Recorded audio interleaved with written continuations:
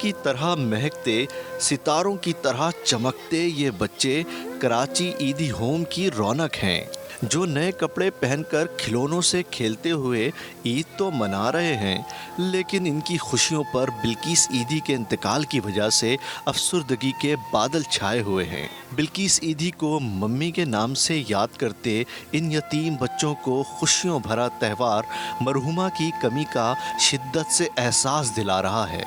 जब मम्मी होती थी हम उनके पास जाते थे, हम उनसे ईदी लेते थे।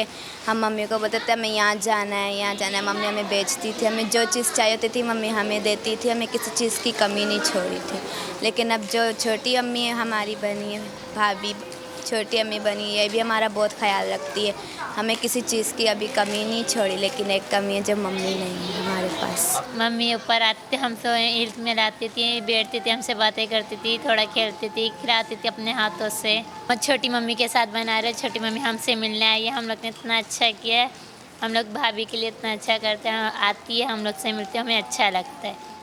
अब्दुल सत्तार ईदी के बाद बिल्किस ईदी इन बेसहारा बच्चों का सहारा बनी थी, और अब इन दोनों के बाद ये बेड़ा उनकी बहू सबा ईदी ने उठा लिया है।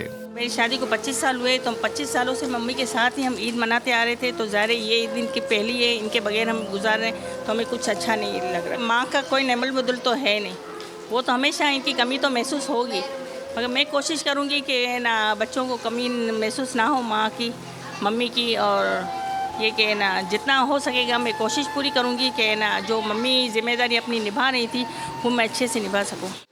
ईद के मौके पर सबा ईदी ने इन बेसहारा बच्चों में तोहफ़े भी तकसीम किए और उनके साथ वक्त भी गुजारा, मगर ईद के मौके पर ईदी होम के दरो दीवार बिल्किस ईदी को याद कर रहे हैं।